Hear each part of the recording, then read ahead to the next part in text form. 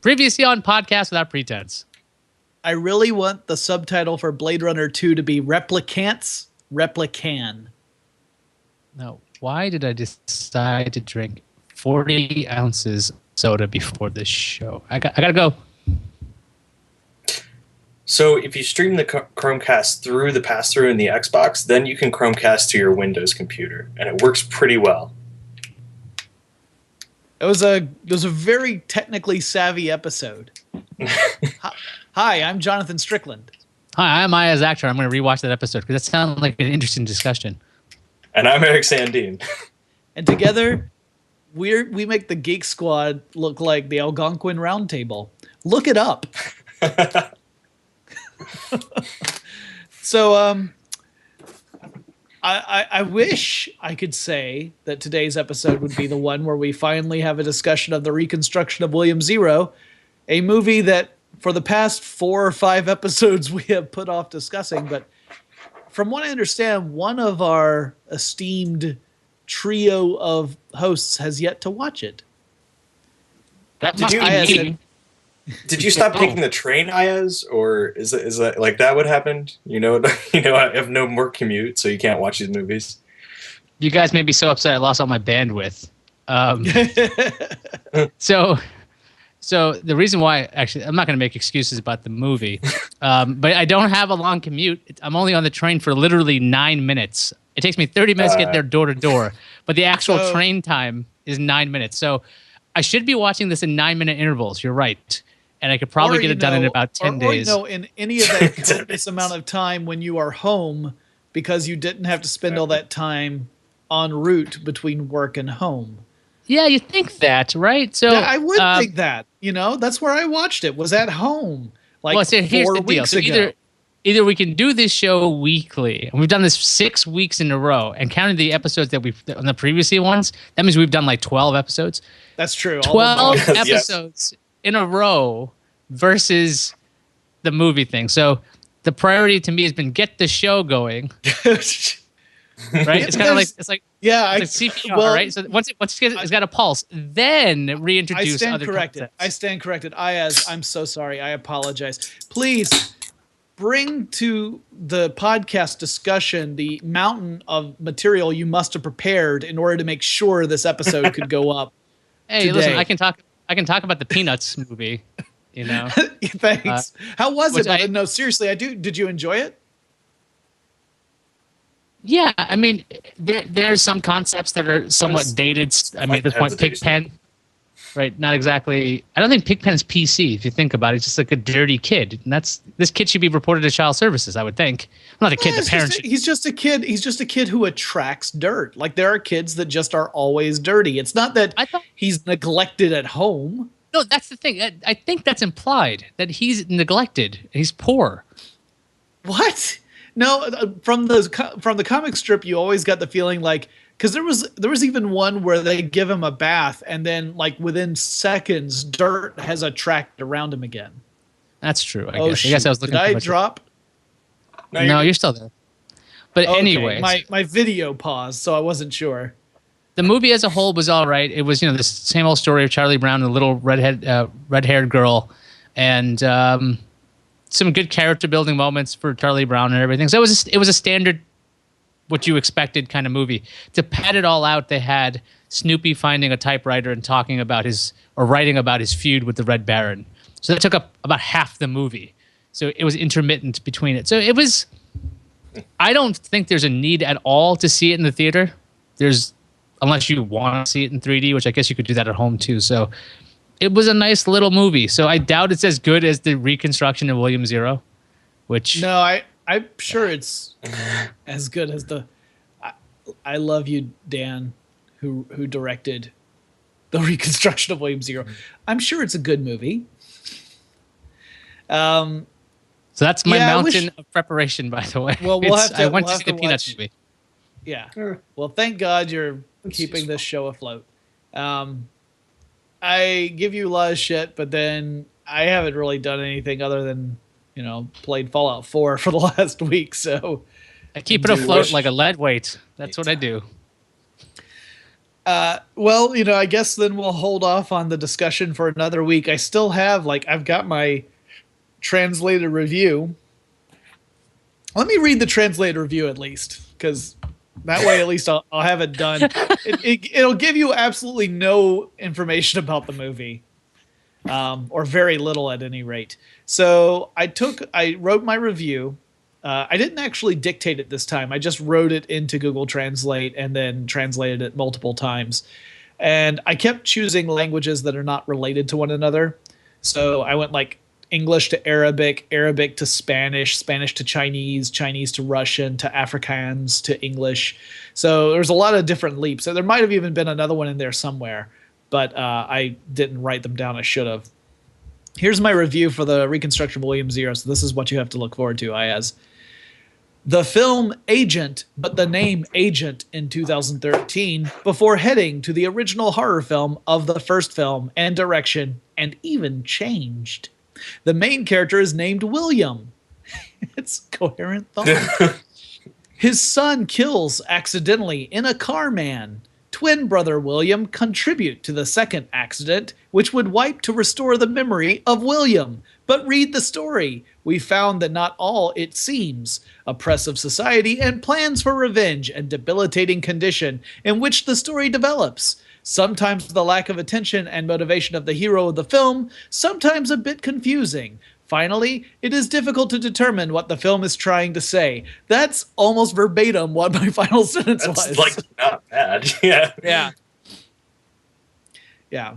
But it does somewhat muddle the finer plot points of the film. Well, I'm definitely looking forward to it now. Yeah. So how long is this movie? 90 minutes or so? Something like that. Yeah.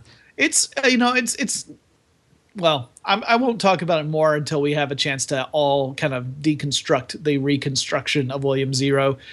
It was interesting for me because I saw so many people I know in it. One whom I worked for for several years. So, and one whom I work with when Forward Thinking is in production. So it was pretty interesting from that regard. But yeah, I mostly want you to get around to watching it before it gets pulled off Netflix. Well, I would know when that would happen. That's true. You do cover that.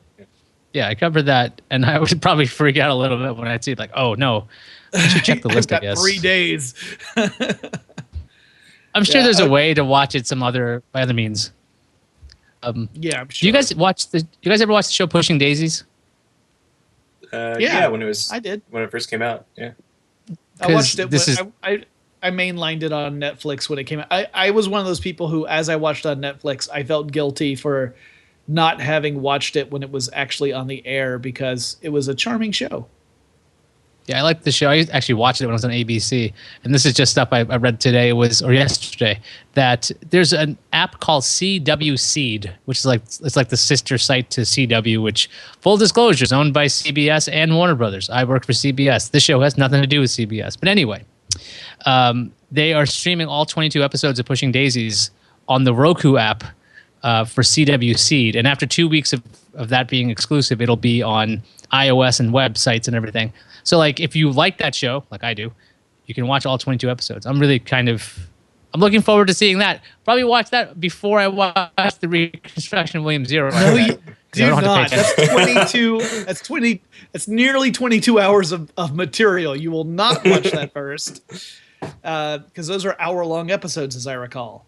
Only 42 minutes with commercial breaks, and it should be fine. I don't know. You're right. Why don't I ever have time to watch these movies? Why do I feel like this movie seems serious though? Isn't this about a guy who's dead and comes back? No, it's not about a guy who's dead who comes back. It's about a guy who suffers a personal tragedy and then it skips forward in time quite a bit, and then it's kind of it's sort of a mystery, a science fiction mystery story, very low budget science fiction mystery story. Oh, I remember the movie I wanted to talk to you guys about, something that I watched on Netflix. So I was, Halloween when it was coming up, I decided I wanted to watch horror movies, but I kept coming across the problem that most of the horror movies on Netflix either I've already seen, Or they're horrible. Yeah, they're those straight to video boring horror movies, the ones that aren't even worth watching. It's not just that they're bad, there's just nothing to them to make them interesting. Yep. They're derivative. Like, I've seen some big budget versions of that. Gothica comes to mind. That's a big budget derivative horror movie that has nothing new to say and is incredibly dumb, but I'll leave that for a different show. Unless you guys are really eager to talk about Gothica. So I don't think I've watched it recently enough to have this discussion. Yeah. Well, I saw it in the theater, and it left such a terrible impression on me that I remember distinctly how much I disliked it. Committed all of it to memory. Well, the points I remember specifically, like the fact that you have a criminal psychologist who is completely unaware that her husband is criminally insane. Yeah. That's problematic. She's shit at her job, clearly. That was one thing. Another thing was that she works in a prison in the psych ward part of the prison, and for some reason they have an indoor pool, which seems to me like a terrible combination.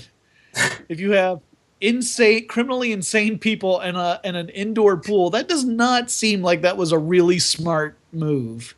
But anyway, there are a lot of and that was before getting into the incredibly derivative, like this is clearly copying movies like The Grudge and The Ring and that kind of stuff. Anyway, that's beside the point. That was not the movie I wanted to talk about. I'm gonna have to look this up. It was a movie. Let's see, where is it? Movies, zombies. Pontypool. That's what it was. Have you guys seen Pontypool? No. Didn't we talk about this already? No, we didn't. I don't think we did. Ponty. Are you sure? I don't think we did. Pontypool is a super low budget zombie movie. Like, when I say super low budget, I think only maybe 2 or 3 zombies are ever actually seen on screen. Almost all the movie takes place inside a radio station, where the main character is a DJ named Grant Mazzy, who's kind of a shock jock version of a radio announcer. This takes place in Canada. I did watch this. Yeah. Yeah, so you know what I'm talking about. It's a little Canadian town called Pontypool, and the idea being that it's not really zombies. It's similar to zombies, but it's more like 28 Days Later, where people are infected by a disease that makes them incredibly psychopathic and murderous.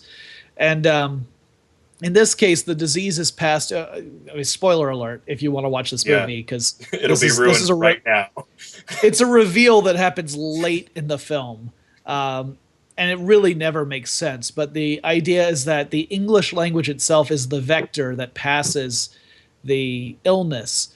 And each person has a different word that's like a trigger word that they're vulnerable to. And if they hear it, it triggers this dormant virus that's inside of them. And then they go crazy and turn into like a zombie. And almost all of it takes place inside the radio station.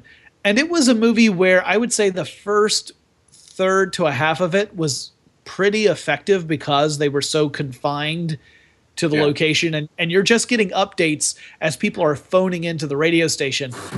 But I don't think it was quite enough to support an entire film. What did you think, Eric?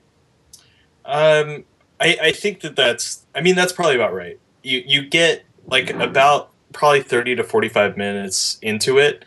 You kind of get bored with that shtick, and and they eventually start, people eventually there's more running around the studio and kind of people getting into it and stuff. Actually, when they move out of the actual radio booth, that's when you're kind of done with it. I think that's probably about 30 minutes in. Maybe a little further, but yeah, I agree. Yeah. I have a feeling that it's the kind of movie where if it had either been a short film where we had less of the stuff that happens in the second half and just concentrated really on these isolated people who are completely dependent upon people calling into the radio station, and it's their job to communicate that information to everybody else, and yet they can't see any of this. They're completely helpless and dependent upon everyone else. That's an interesting idea. I think either if they confined it to a short film, or if they had more of a budget so that the second half of the movie could be more of, I hate to say standard, but something that you would expect from like a zombie type film, then maybe I would have thought it was a stronger film. As it stands, I don't think it was quite strong enough for it to run an hour and 36 minutes. It wasn't good enough for that, but I definitely the first watch through, I remember being like, well, that was acceptable. That was not bad, Yeah. But yeah, it ran a little bit long for the device that they were using. It was just I was watching it, first 30, 45, very good. Yeah. As I was watching it, I was thinking like this. I wish this had been one of the movies we watched for Podcast Without Pretense, because it actually, it's not terrible. It has a lot of promise. It's an interesting idea, and it almost works for me. So that was a good one. I watched another one that's on Netflix, more of a psychological thriller, Circle. Have you guys seen that? I did see that. That's that. If I remember right, this is the movie where a whole bunch of people just are literally standing in a giant circle. Yep. And people are being killed by like this laser ray that's in the middle of the room. And they all find out that they are somehow voting by their hand motions. It takes a lot of people to die first. I think about maybe 4 or 5 people die before they figure out it's their hand motions causing it, which I didn't think was very clear at first. And what did you think of the movie? Kind of like Pontypool. I thought the premise was interesting, but I thought the execution was lacking. Partly because it depended on some stuff happening that was impossible from the perspective of the characters. Because the idea was that you have this big circle and there's these triangles that light up. And by moving your hand, you can move the light of the triangle to point to different people. And by closing your hand, you vote on who you think should die next. But you can only see your own vote. You can't see where everyone else is voting. You can kind of guess by where they're looking, but you can't see their lights. Their lights only show up for them. So there are whole points in the movie where people are arguing about who voted for what, and because from what they've already said earlier in the movie, there was no way of them knowing, who was responsible for certain things. And it didn't make sense. There were a lot of ties. And the way that ties work in the movie is that when 2 people have the same number of votes, they're both highlighted. And then someone has to change their vote or not vote at all in order to break the tie, or else both of the people die.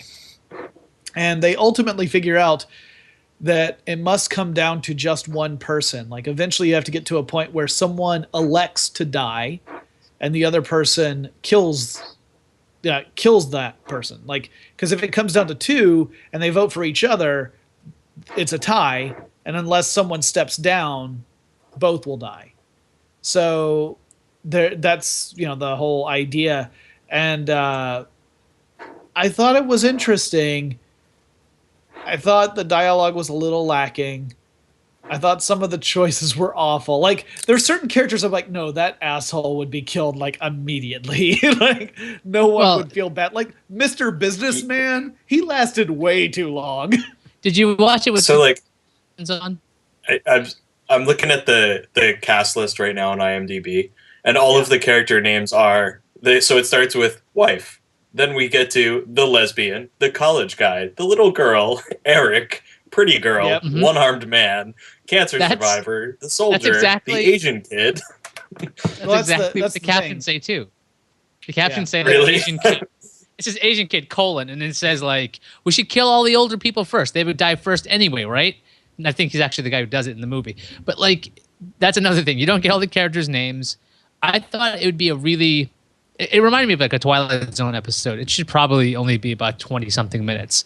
Like it was a nice movie to watch when it comes to, if you wanted to see a movie, how it could be done with a low budget, with very little resources, it's actually quite well done. I mean, it's a big black room.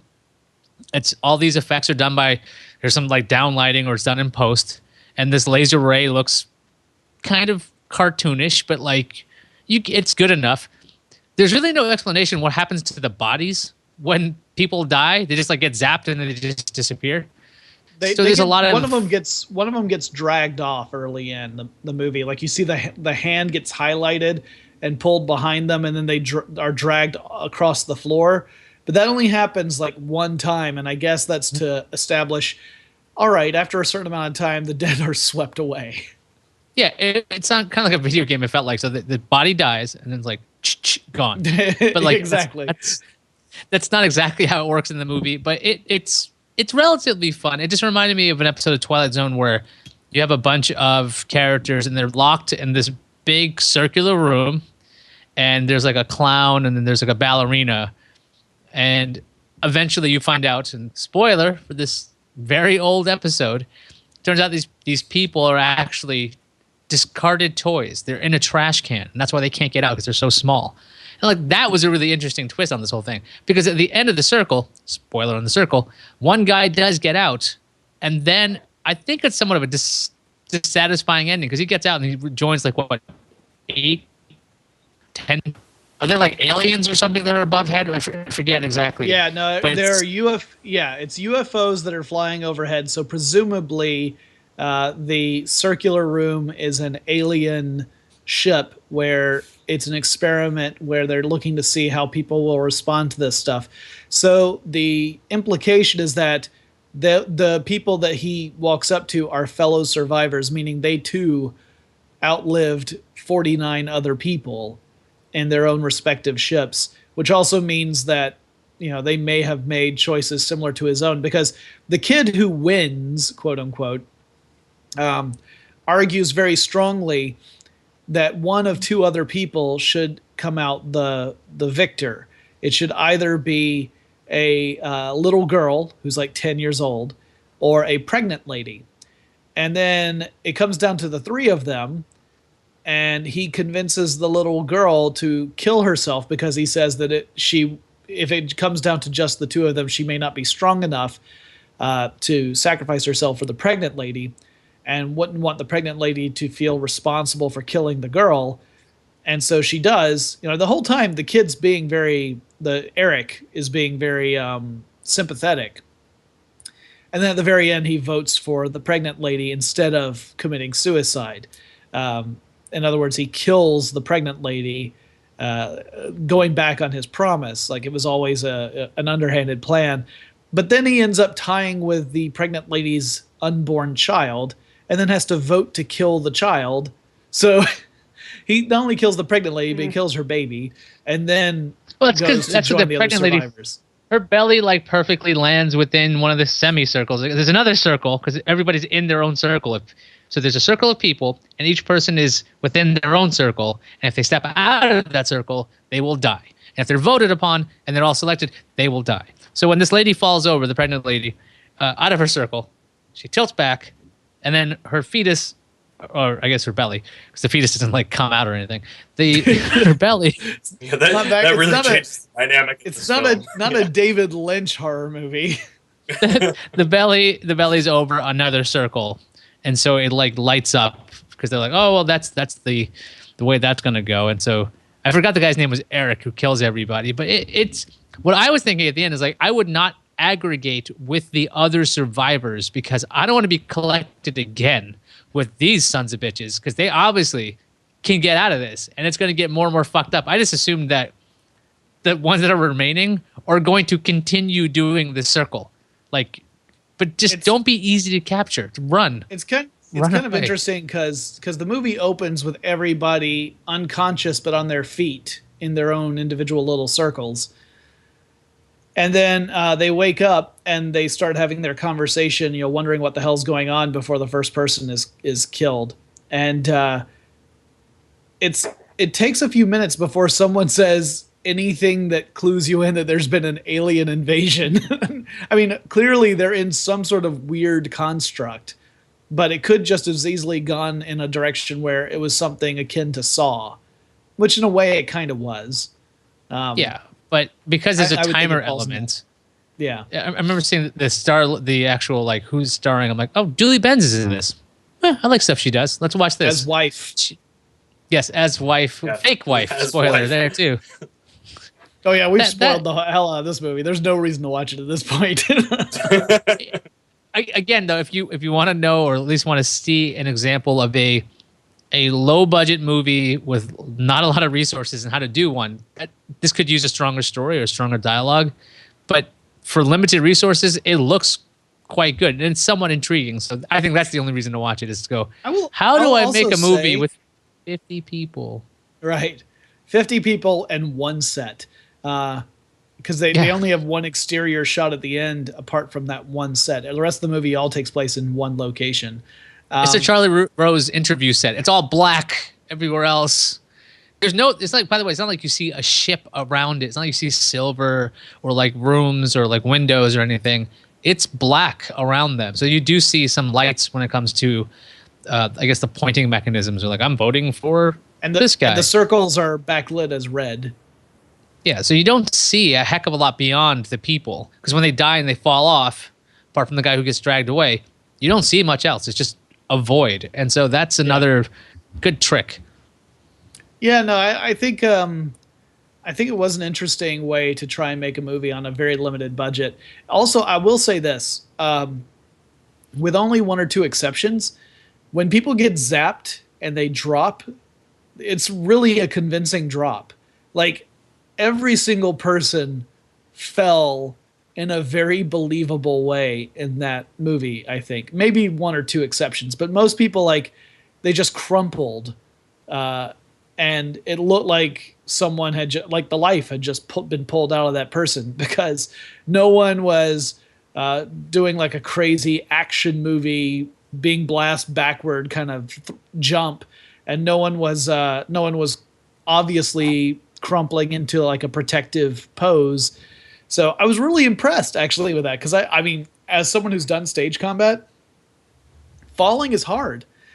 It's hard to do a good fall because you want to protect yourself. So you want to put your arms out to brace yourself for a fall.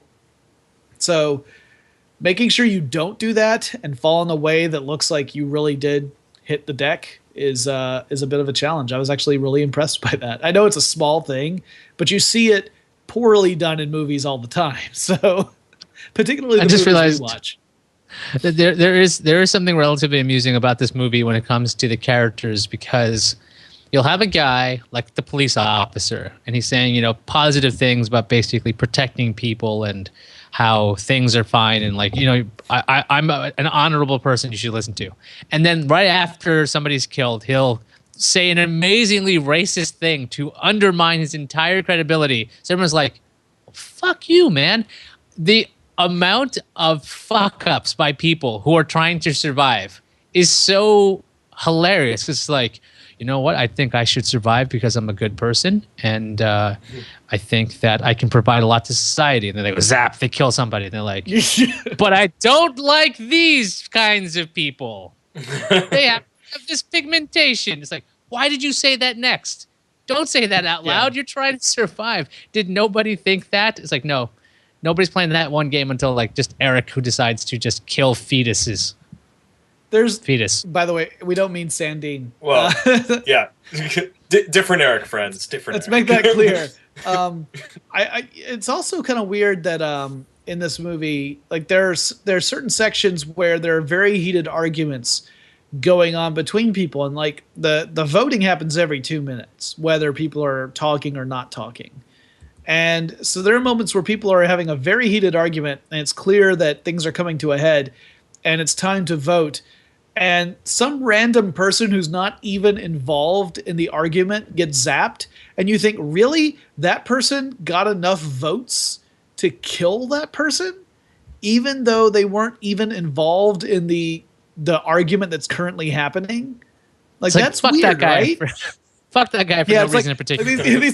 These two people are arguing philosophical standpoints about whether one person has more right to live than another person, and it's getting really personal and the attacks are coming out, and it's time to vote. And we're like, all right, let's just kill that bitch over there. Like, she hasn't said anything for like 20 minutes. That means there could be like 3 people who are just like slightly pointing. They're not trying to point, but they're just. It seemed like a fun story at first, and it goes on too long. But definitely, again, if you want to watch people fuck up regularly, you can watch this show, I guess. That's just, or if you want to watch people just completely ruin independent films, stay tuned. We'll see if we can think of some more. Eric, have you been watching anything? Oh man. I've been watching Left Behind. Wait, what? The Leftovers. The Leftovers. Okay. Oh, I'm like, you're watching Kirk Cameron movie or Nick Cage one. Eric has lost his mind. Which Left Behind did you watch? I've just been watching it. The first one over and over. The Nick Cage one or the Kirk Cameron one? The Kirk Cameron one, of course. Of course. That's the better one. The good one. The Leftovers, which so have any of you guys watched that yet? It's on HBO. I really liked it when we watched. We were like 3/4 of the way through season 1, and then I realized it was the same writer from Lost, and then I was like, "Oh damn it! Oh no!" Like I'm no longer excited about this anymore. It kind of picked back up. Like season 2 is pretty good, but that's pretty much I've been watching that. But I also like Jonathan. I actually went out and bought an Xbox One and bought Fallout 4. So yeah, that's. I've not played as much of it as I would like, but I've been enjoying it so far. Neither have I. I'm like a couple of probably only 4 or 5 hours. Really, yeah. I'm further than that, but the crafting will totally derail you. Like, yep. Yeah, you'll just pick up every piece of junk in the entire game, bring it to pick a everything workshop, up, fast travel back, drop it in the shop. The worst is when you hit your capacity of how much you can carry, and you're like, okay, well, I need to drop something so I can fast travel. But what if I don't make it back to this spot again? What am I willing to lose? Like, I don't know. Maybe I won't find another billion boxes of Abraxo cleaner. Right. You start dropping like high value items that are heavy just so you can go back. I was mostly looking at like I would drop anything made out of steel or wood because I had so much of it already. That's true. Yeah. So my only complaint so far is dog meat is a little less useful than I thought they were going to make him be. But I mean, he's totally useful. But I want more. You can always send him back to Sanctuary and just have him stay there.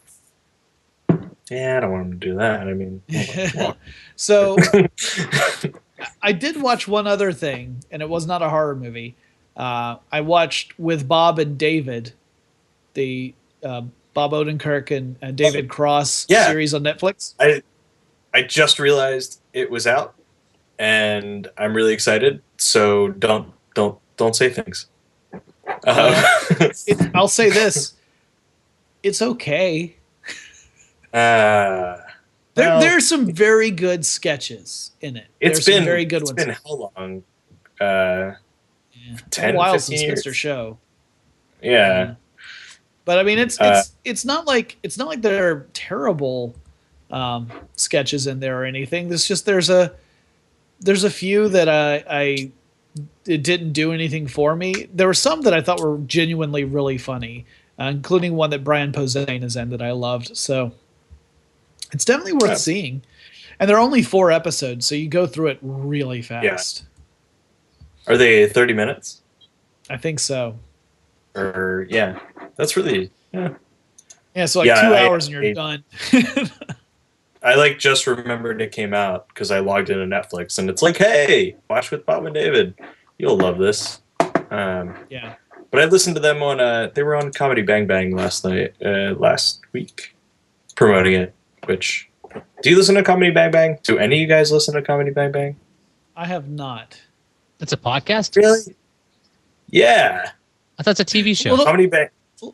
No. Well, it was a podcast first. Yeah. Okay, And it I've seen the still is TV show. I didn't And know I'll it was be a honest, podcast. the podcast is better than the TV show. That's good to It hear. is. Yeah. Because the TV show's is kind of weird and surrealist, and if you're not into that kind of humor, it's not going to make any sense. But at least the podcast is that way, but you don't have the visual, so you get to make it up in your head and see the characters in your head. It's a longer format. It's significantly better. Yeah, listen to Comedy Bang Bang. First of all, if you're listening to Podcasts Without Pretense, Comedy Bang Bang is way funnier. So Shut up, Eric. Christ. With that kind of talk, we're never going to be named one of the best podcasts of 2014. I'm just trying to get sponsored by Comcast. That's. Oh, that's right. I'm sorry. I forgot to say, fuck you, Comcast.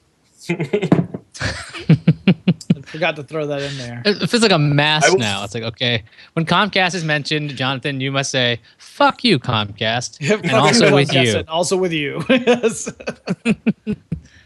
Yeah. Yeah, I'm just looking now at the stuff that's been recently added to Netflix to see if there's anything else that's jumping out at me. Sadly, most of it is stuff I would probably skip. Did we talk? We must have talked about Master of None before, right? Do you guys watch that? I don't think so. But I just watched half of it. Yeah. I watched the whole thing in one day, and I was like, "This is kind of fucking awesome." I'm not familiar with this. I didn't finish it. Yeah. It's the Aziz Ansari sitcom. Not set. I guess it's. Oh sitcom. yeah. It's a single camera kind of thing. It's a sitcom. Yeah. Yeah, it's. I don't know. I mean, it's kind of a sitcom, but it hits some serious issues without ever getting too heavy, some racism in Hollywood and relationship issues. Would you compare it to something like Louis? Yeah, I definitely would. Except it doesn't go as surreal, I guess, at times because Louis does get a little bit weird. But it also goes really goddamn dark. I guess it doesn't go as dark as that either, but it's really smart. The first episode's good, and it's almost like if you wanted if you're used to sitcoms, it's okay. The rest of it I think is way better. Parents is a great episode, I think. The second. No, the Parents episode is amazing. Yeah, it's really good. It's about it's basically an adaptation of a lot of Aziz Ansari's stand-up comedy, but in a natural way. So the Parents episode, the idea that how crazy it must have been for a person to leave a country, come to a brand new one, learn a language, build a better life for their kid, only to have their kids blow them off for movies and shit. Wow, that's kind of crazy. But it's also there's a lot of comedy in this. So it was surprisingly, I was very surprised that it was as good as it was. Cool. I'll have to check that out. It's one of those things that keeps popping up because obviously it's a Netflix original. So I just haven't taken the time to watch it yet. It's worth checking out. It's pretty good. Okay. I know the next Netflix original I'm really looking forward to is Jessica Jones That's Friday. to see how that comes out. That comes out soon. It's the just 20th. Okay, 20th. Yeah, you got that, and Man in the High Castle is coming out on the 20th as well on Amazon Prime. I'm really interested in that. Awesome. Yay. It's 10 episodes. And one of the crazier things is when I was, we had stories about this at CNET where I work, and I was looking for promotional material, imagery. But it's kind of not imagery you want to put up anywhere because it's basically a Nazi-run United States, and you got swastikas everywhere, and you're like, okay, I know that the subject matter of this story involves swastikas, but I can't see having a swastika next to a Samsung Galaxy View tablet because it's just a shitty thing to do. Yeah, it's a symbol that elicits some emotional reactions. So. Yes, it does. That's a very diplomatic way of putting it. Yeah, so it was very artful trying to find art that was not offensive when we ran stories for it. But I've heard good things about it, and there's no way in hell apparently this TV show could exist on traditional television. Very curious about how it's going to be. But then again, there's a bunch of Amazon shows I haven't watched yet. I still want to watch there's one with Ron Perlman where he plays a judge turned vigilante. I'm very curious about that too. Hand of God. Because, I mean, Ron Perlman, like, he's awesome. Transparent, which I haven't watched, won a bunch of awards. I still haven't watched it yet, but I really need to watch it. Yeah. Season 2 is coming out, I think, in the second week of December, so go for it. They even have a director's commentary version of it on Amazon as well, the first season, which I really like that kind of idea, assuming I actually watched the first season. But I'm still supposed to watch the reconstruction of William Zero. So that should be the next damn thing I watch. I won't watch a YouTube video. I won't even watch a video I'm in to edit. Yeah. Actually, I think, Ayaz, you get to pick the next one after you watch this one. I think it's your turn. I don't know what I would pick. But yeah, I'm not going to even think about that because that's miles away. Oh, but wait. So you next can worry week, about that later. Miles away. Are we actually going to do this show the day before Thanksgiving next week? I mean, I'll be available, but it's up if you guys are traveling or whatever. Then of course I won't be traveling. I'll be here. I'll be here. I'll be around. I think I'll be around. Yeah. Okay. Well, so we can. We just then have to check with our producer, and if not, then we'll have to do the Hangouts thing again. We'll do the Hangout version, and we'll just be shooting the shit about what we're not thankful for. A very special episode. We'll have a fuck very you special. Giving. Oh, it's a Thanksgiving. So, Strickland, you sent out an email to us. And it's funny because it's a very positive email, and the only thing I kept looking for, I'm like, I can't send like a like or hit favorite because I don't have a reply to this. I didn't have a reply, but it was good news. Can you tell everybody about this good news? So, well, let me make sure I get his name right. So I need to go. I apologize for the typing noises. At least it's not Eric's keyboard. I apologize. So I posted. A few weeks ago when I went to see Thanksgiving the musical, which I've already talked about in the podcast. I chatted with you about it quite a bit, Ayaz. Eric, I think you were out for that show.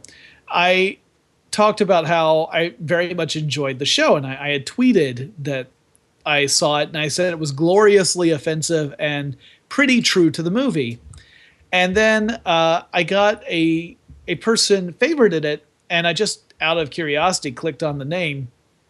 The person who favorited the tweet or liked it, they put the little heart on because this is no heart, not hard on, on, because it's no longer a favorite, was Lance Predmore, who's an actor who played Johnny in Thanksgiving. So one of the actors from Thanksgiving favorited my tweet about Thanksgiving the musical.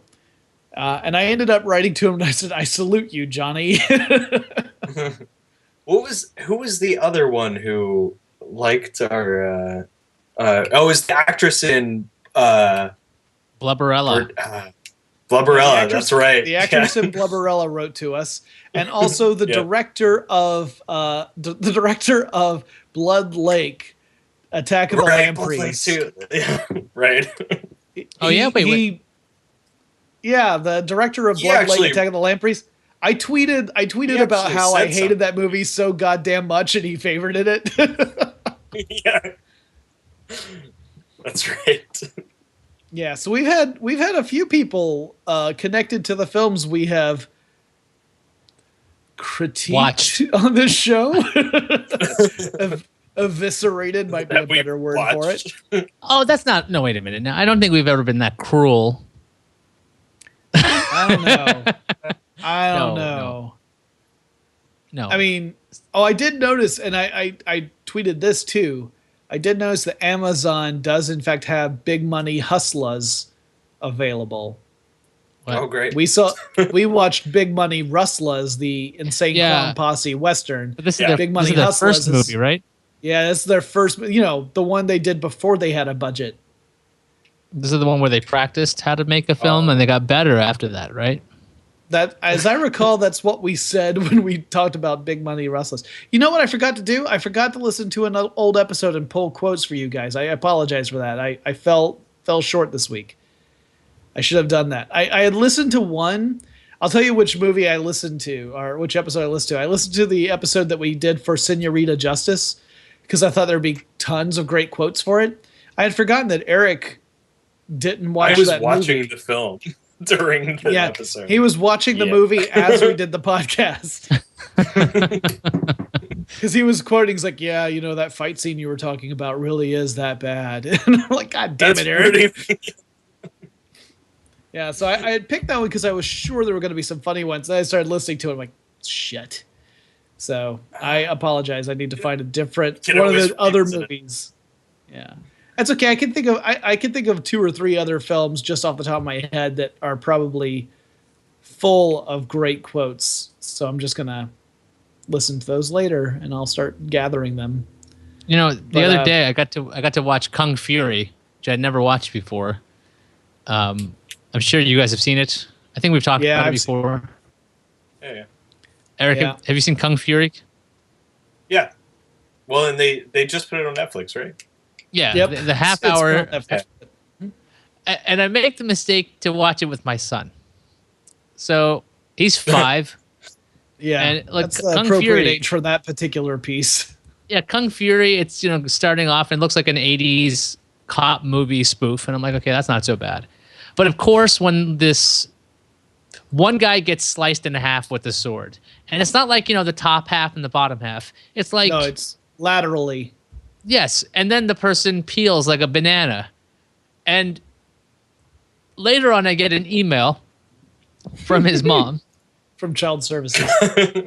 From his mom saying, Aldrin is saying he saw a movie where somebody is sliced in half, where somebody is shot but comes back after being in heaven, and then kills lots of people, and there's lots of killing in it, he says. And I'm like, she goes, do you know what movie he's talking about? And I'm just like, well, shit. It's Kung Fury. And it was kind of cartoonish, and actually, heaven is a cartoon in this thing. And I did explain to him that there's reality, and this is not reality. Like you can't do this, right? You can't take a bullet and time travel and hack into time. You can't do any of this, right? He's like, okay. I also had to explain this. Here's the crazy thing. During this movie, I have to explain who Hitler is, and what a boombox is. So I had more fun explaining what a boombox was than Hitler, because. Wait, are you saying Hitler had fun explaining what a boombox is? The way you said that, I had more fun explaining what a boombox is than Hitler. than what Hitler is or was. Okay, there's a little ambiguity. That's all. I was just trying to clear that up. You're right. I missed the literal interpretation of what I said. Hitler was not involved in explaining what a boombox was to my son. Nor was it nearly as much fun as trying to explain what a boombox is. I had to explain what a tape was. What a tape was. I'm like, you know what tape is? He's like, I'm like, Scotch tape. You know what Scotch tape is? He goes, oh yeah, okay. I go, well, they can be a magnetic tape. And I was like, okay. I'm like, I explained what cartridges are. I'm like, you know what a cartridge is? He's like, no. I'm like, okay. It's great to show. It's great to show a short film that's entirely predicated on being a love letter to the early 1980s to someone who was born decades afterward. Born in 2010, and I'm trying to explain what a boombox is, and I'm realizing, and I'm like showing him my phone. I'm like, before we had these things, people carried this stuff around, and he's just like, they did? I'm like, yeah, this is what we used to do. He goes, you used to do this? I'm like, well, we had them. I didn't walk around with them because I thought it was dumb. And I'm explaining those things are speakers, and like, I'm like, geez. And then I'm glad that the boombox shows up more than once, so at least he knows what it is. But apparently, the only email I got back after I explained what the movie was, because I'm like, well, this is obviously, he's never allowed to watch a movie with me again because this is a horribly violent movie. The response was, oh, Kung Fury. That's what he was saying. I thought he was saying Kung Furry. So, not in trouble for letting him watch. Not in trouble. He was worried you made him watch a furry movie, and that's way I mean, he's seen way more violent things in nature documentaries than this ridiculous movie. I mean, the murders and the deaths in this movie, minus that one where the person like is peeled in half, the deaths are ridiculous. Like, they're laughable. They're cartoonish. I was let down a little bit by the movie.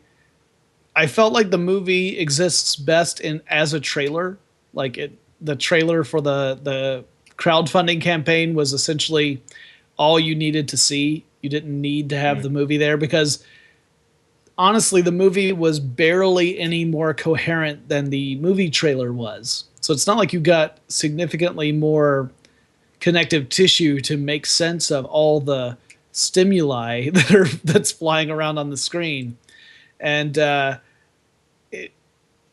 it also tries so hard. Like I think the movie that does a similar thing, like a similar crazy wacky thing, better is the FP.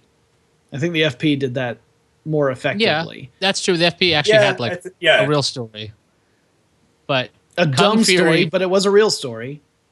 The Kung Fury, there's so in the movie. If you guys are unfamiliar, and you guys are, if you're listening to this, a cop goes back in time to kill Hitler. That's what he's doing. At the end of the movie, at some point, because there's an arcade machine that comes to life, because just go with me on this, and it's going to kill people. He sees the Nazi symbol underneath part of the arcade sticker. And his response is, and he says it out loud, "I've seen that symbol before." And that made me laugh the hardest. Yeah. Because it's a symbol that everyone has seen before if you've ever been through school. And it's you're like, infamous. well, yeah, it's like you kind of know what it is. It's on the news when it's anywhere because it's not supposed to be anywhere. So right.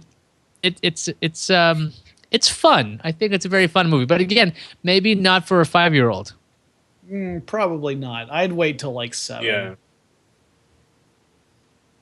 Well, at least until you can reasonably explain how, a tape works.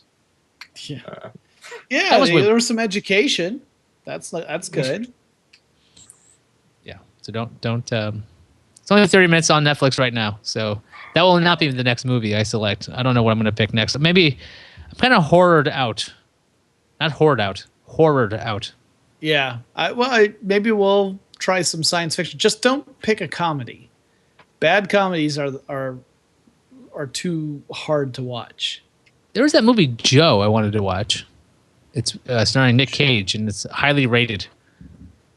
I have not seen that. There's a highly rated Nick Cage movie? I know, right? Like it's like 80% on Rotten Tomatoes. Nick Cage plays Joe. I think it's called Joe. Hope it is Joe. Let's see what it is. Everyone's looking it up right now feverishly. Yeah. Great radio. I typed in Nick Fury. He's not in this. Nick Fury. So, Joe, he's an agent of S.H.I.E.L.D. It's called Joe. Yes, it is called Joe. It came out in 2013. An ex-con who is the unlikeliest of role models meets a 15-year-old boy and is faced with a choice of redemption or ruin. Right, that sounds ridiculous. I don't know. It sounds kind of heavy. It does sound kind of heavy, but I'm thinking Joe. I'm pretty sure Joe is just a remake of WWJD2. That's probably why it was suggested to me. It has to be. Like, we just took a few liberties with the story. IMDb has it at 6.9.